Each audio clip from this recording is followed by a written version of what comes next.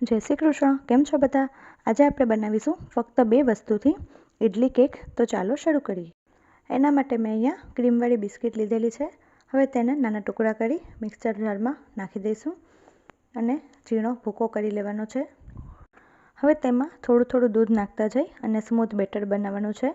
તમે જોઈ શકો છો. એક જ ડિરેક્શનમાં ફેરવતા જઈશું અને ગુઠલી ના રહે તે રીતે આપણે બનાવવાનું છે બેટર.